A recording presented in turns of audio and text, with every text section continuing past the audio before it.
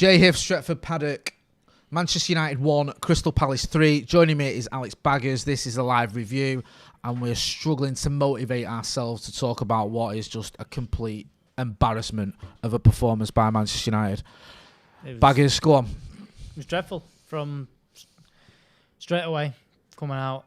I thought the team, there was a couple of mistakes in there. I don't know about Mason Greenwood, whether he was fit or there was something else go with everything that's gone on. Pogba off the pace, but the whole team completely just poor all around. And then there's going to be arguments over the penalty situation and all that, but I mean, to even get to that position against Palace is just not good enough. It isn't. I mean, if we go back to the beginning and we take it all the way through, let's start with the team selection. Maka was making a point on the watch along about Paul Pogba starting after he's just recovering from coronavirus. When you've got Donny van der Beek on the bench.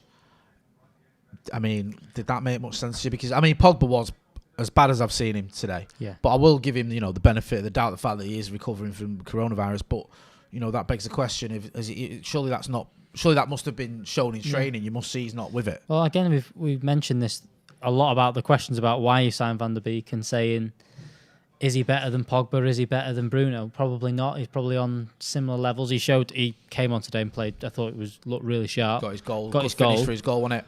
But the whole point of it is that someone needs a rest, someone needs something, that's how he's going to go. And that's when he comes in. And I think that he at least got a half against Villa last week. Pogba didn't. Pogba obviously contracted COVID. We know that it can affect people differently, but I don't get why you wouldn't give Pogba a break and just let Van der Beek play. Again, like you said, you don't know what you've seen in training. Maybe you've seen Pogba look very good in training, but he was definitely well off it today. The other question mark was over the Dan James and Greenwood. Dan James looked really, really poor. And I think that I still think Dan James has a place in the squad as a squad player, but I don't think starting against the team that's going to sit back as much as Palace did is that place in the squad. The other sort of big talking point when the team was announced, right, those, Dan James was one of them, but Timothy Mensah in, Wan-Bissaka not in, Timothy Mensah in, that seemed like it was a surprise, wasn't it? Yeah, what did you make it out? I don't think Timothy Mensah was bad. I think he looked okay going forward. I think there's question marks over the goal. I don't think he got quite out quick enough and things like that, but I don't think that was the biggest worry for today. Again, there was questions over Wan-Bissaka. I think he went to Dubai when he got asked not to or something along those lines. All right, is this a disciplinary thing?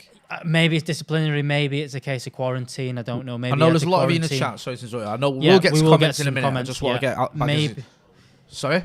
We've got some stats, and we'll get to your comments as well. Loads of great comments, and we'll get to him. I just want to get back his take, and then we'll get into the comments. Yeah, Fosu Mensah, whether Wan-Bissaka, because he went to Dubai, had to quarantine a little bit longer than everyone else, meant that he hasn't trained. I don't know. It's just... There's questions about all that, but at the same time, that team, even with those question marks over them, should still be beating Crystal Palace.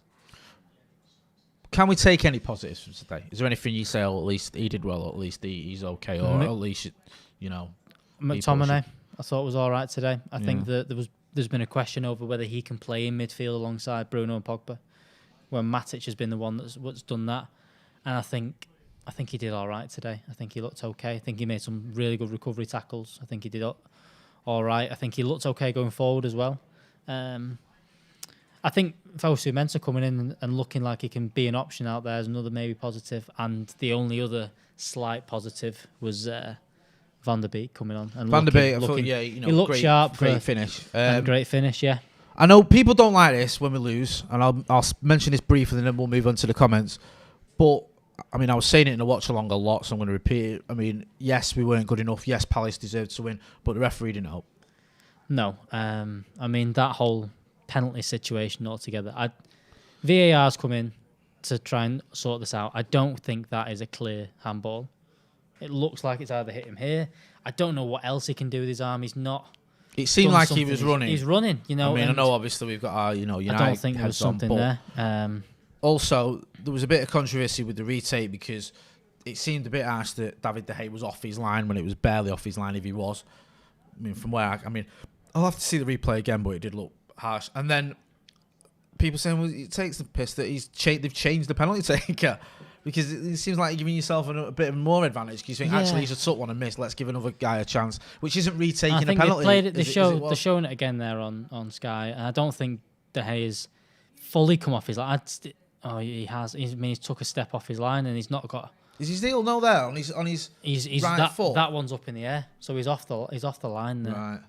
I mean, it's one of them. It's small. It's difficult. I'm watching this now. We're talking about David De Gea being off his line, and I'm not just saying this because if you know me, if I thought he'd made a mistake, but it looks negligible. We've got a super chat. Go on, mate. I'll let you get into the comments because I want to hear what you guys have got to say. Thank you for the super chat. Both of you didn't want Bale when Dan James starts for us. Haha. I'd rather take Hosey back than persist with this Wally, wouldn't you? Bale's injured and it's in November, so Bale wouldn't have been starting today.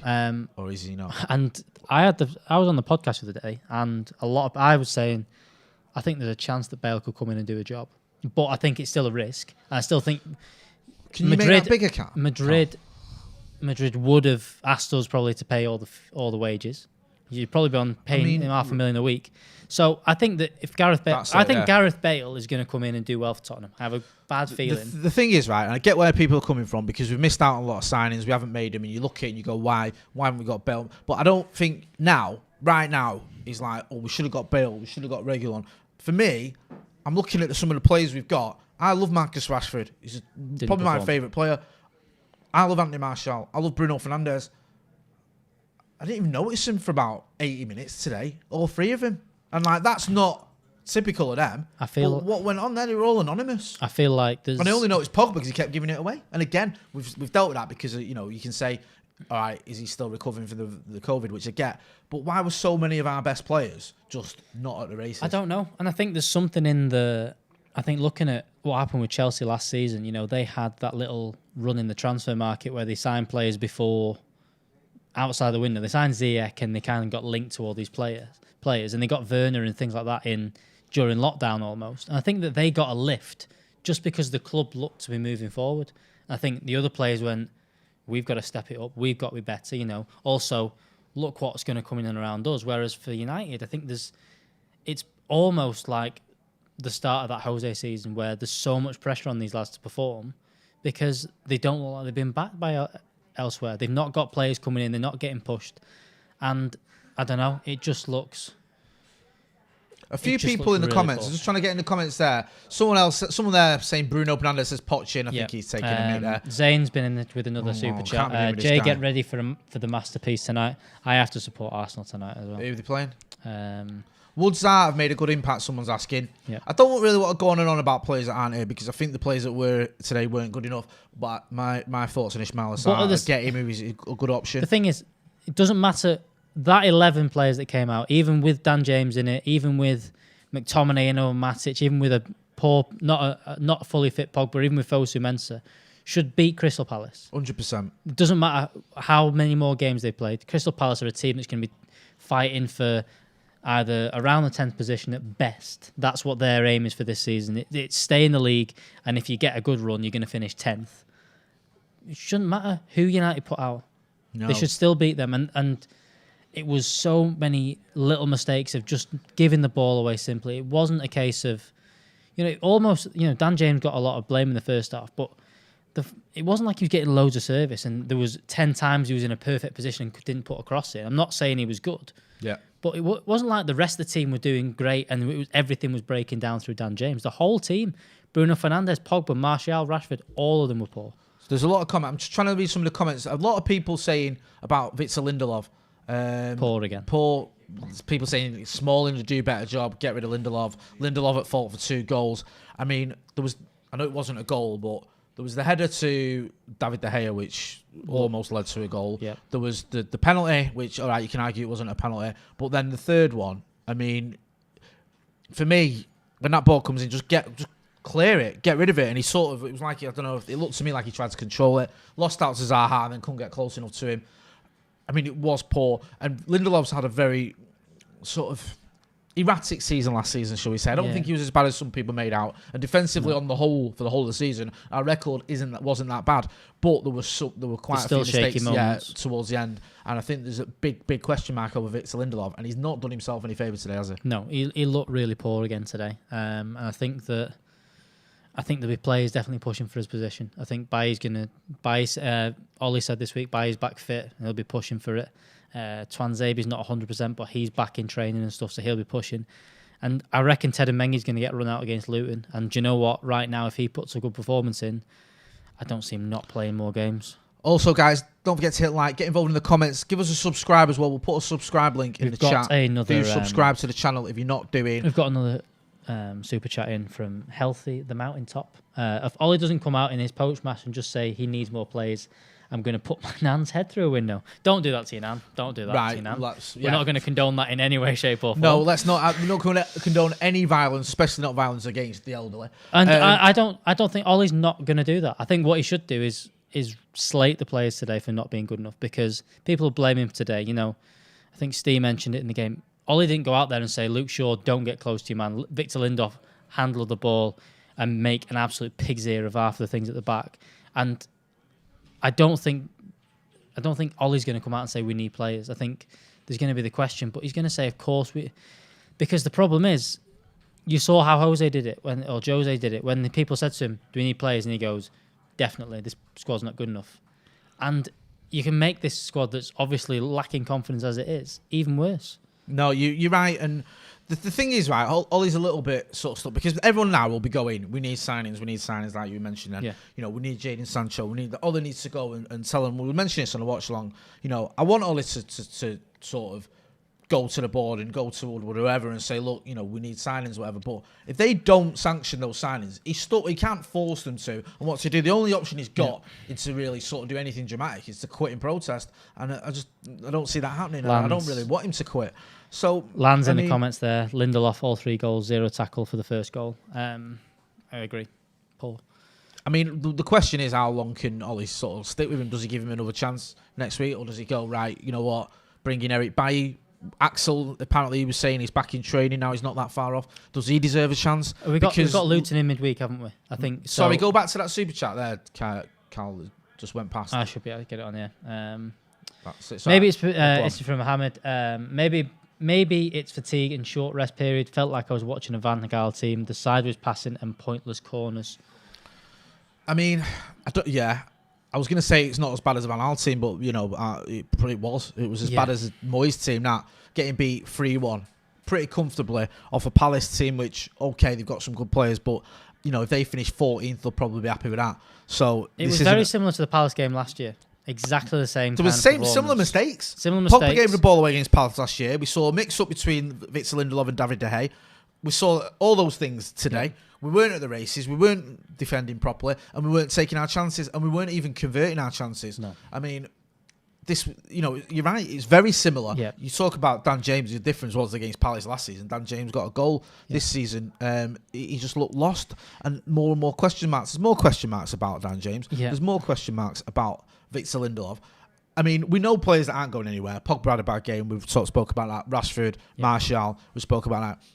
Do you think Ollie needs to start being, or I don't know, just maybe looking at 1 or 2 players and going, they're not really good enough? Maybe starting with Dan James and going, you know what, it can only come in if I've got no other options. I have to try and start Mason Greenwood if I can. I think so. I think maybe that was, I think the starter today maybe was a little bit of, this is what's gone on in the, with all the stuff that's gone on. Maybe give Mason, hoping to give Mason the night off to Ross kind of Murphy there. Sorry to interrupt you, Ross Murphy in the chat. You get rid of Ollie, we are back to square one. Simple. I mean, I don't want to see Ollie go anywhere, and I think anyone that's saying Ollie out now, seriously saying it. I know some people say it as a joke, or rival fans will be saying it, but if you're really saying Ollie out after one game when we just finished 3rd, I think you need to take a look at yourself, because that is an absolute nonsense. Oh, yeah, we've got another super chat there. Carl, sorry, can you just twist that a little bit? Yeah. I think that's Brandon Reisner saying there was no intensity, players just sitting in the box instead of moving to create space. I agree. I think Bayern's 4-2-3-1 is a great example of how we should be playing tactics-wise. Right, I get where you're coming from, but you look at that team, the Bayern team, look at the opposition they've got, and also who they've got in those positions. It's you know, 4-2-3-1 would probably work if you had some of the best players in the world in those positions. They've got a number 9 there who is the best. Probably the best Ballon goal d'Or scorer would have been the world. Ballon d'Or winner if there was a Ballon d'Or last season. And then you've got Sane and Gnabry, who are unbelievably good wingers. Soccer Kingsley Coman not getting in the team, and he'd walk into our team. Unbelievably good. Do you know what I mean? You look at it, they've lost Alcantara, okay, but they've still got a fantastic midfield. They've still got, Yeah, and the Alphonse thing with Davies, people like that as well, who are just world class. Yeah, they've got their quality at fullback in terms of Kimmich, Twist that Alphonso a bit, mate. Davies. Do you need to see that? Sorry. And all that kind of and that kind of players. The quality they've got in fullback positions would fit in. Alphonso Davies comes in and probably our best winger going forwards. Yeah, I just noticed there. Someone's saying about Ighalo. Now, it's hard to blame Ighalo because he came on from what was ostensibly a cameo. Yeah. But if I'm being brutally honest, right, I love Odion Ighalo.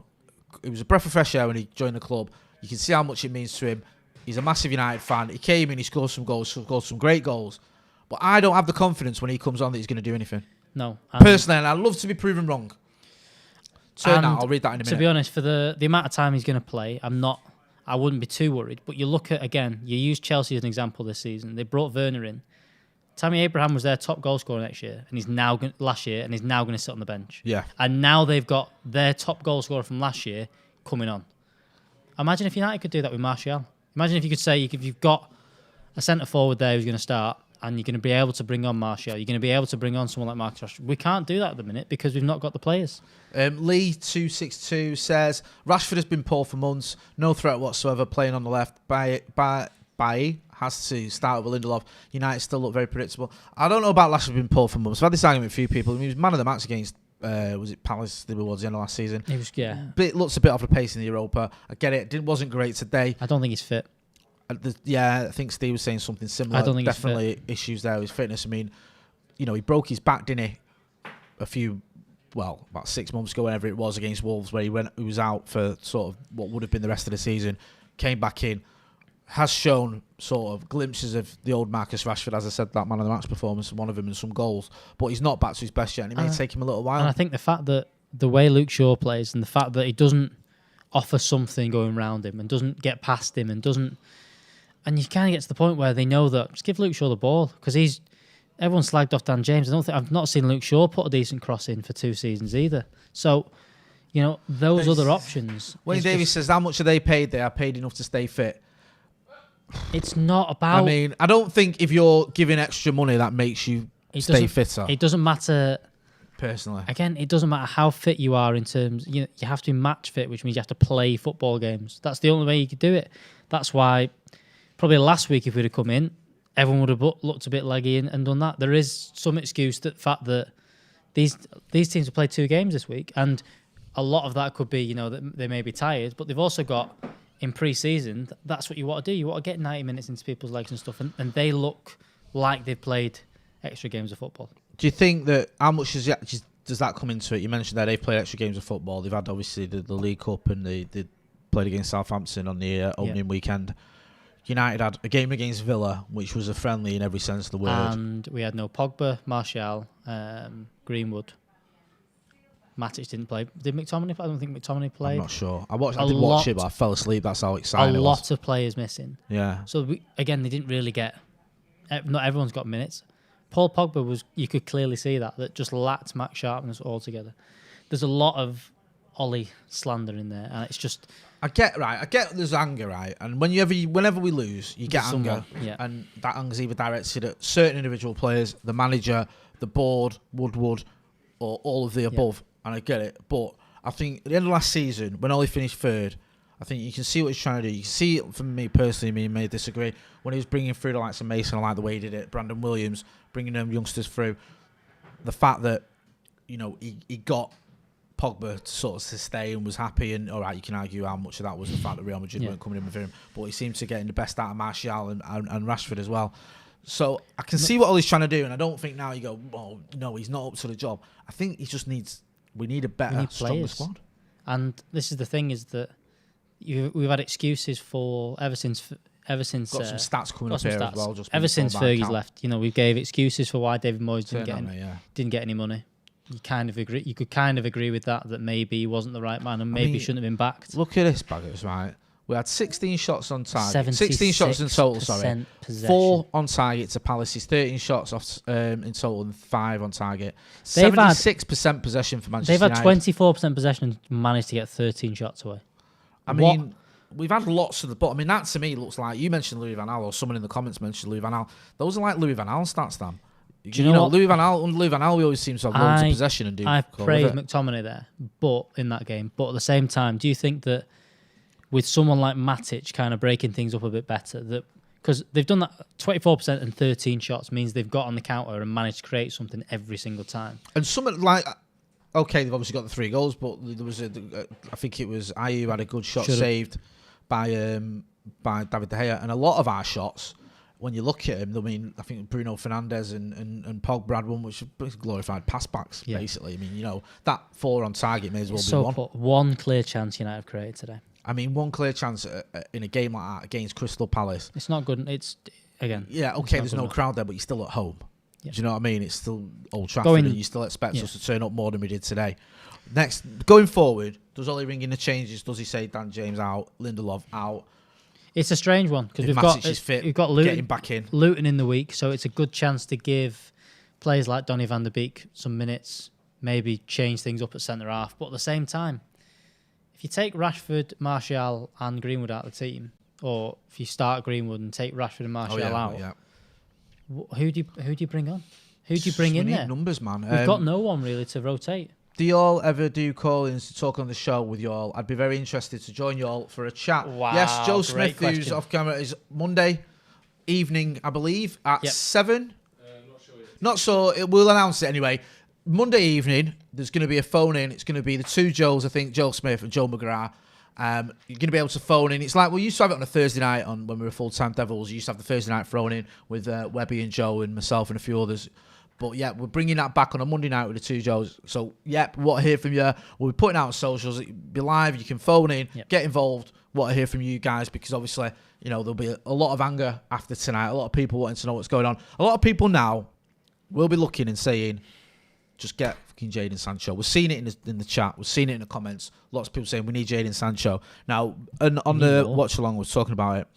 After Burnley, things went all a bit toxic. We went out and we got Bruno. Do you see the board reacting by buying Jadon Sancho? Or do you think it's going to be another one of them where we start getting these briefings from Mr. Woodward? I think there'll definitely... I think Steve called it briefing bingo. We're looking for a director of football. I think there'll be definitely briefing central. There'll be director of football chat. There'll be definitely... looking closer to signing X, Y, and Z.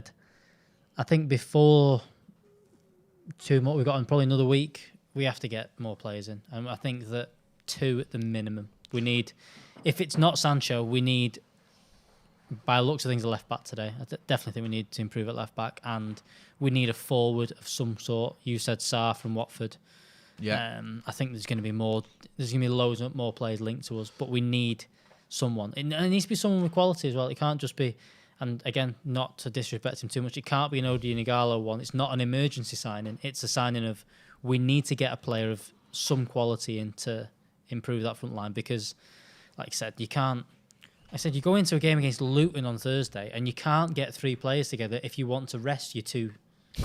You can't rest 2 footballers get a front 3 together. Joseph Daniels in the super chat says, how can anyone even be Ollie out when we need signings in every position except goalkeeper? I mean, does he have a point now about signings in every position? Because when you're mentioning it now, you think, all right, we could do with a left back. Do with centre half. Probably do with centre half. We could probably do with some reinforcements in midfield, and we need a striker and a right winger. So pretty much, everywhere. Right, we're going to start wrapping this up. I'm getting the curly finger there from producer Cal. Just before we do, we'll put one final link in there for subscribe. Oh, and producer Cam's doing his own special finger. Yeah, I'll be returning the favour physically in a minute. Guys, don't forget to hit like, share, and subscribe as well. Get involved. We're going to have all the post-match reaction. We're going to have the fan cams. Anna McCullough will be recording them. You'll hear from Housen. You'll hear from Joe. You'll hear from, I think, Dave Pritt's doing one as well. He'll be giving you reaction. And then tomorrow we'll have the paper talk, or I think it might be Gazette with McCullough, but we're going over the papers. It's Sunday tomorrow, isn't it? Yeah. I'm very confused. And then on Monday... And a detailed breakdown. We're doing a new thing as well. Instead of just giving you the usual reaction from us, which I know you all love, we're going to be doing a more detailed breakdown of each result, why it happened, the reasons why we lost, obviously, against Crystal Palace. So look forward to that. When's that going to be out, Joe? When's the detailed breakdown? Is that tomorrow as well? Tomorrow morning. So loads of good stuff happening. So make sure you don't forget to hit like, share, and subscribe. I've been Jay. That's been Alex Baggers. This has been Stretford Paddock Review. Thanks for watching.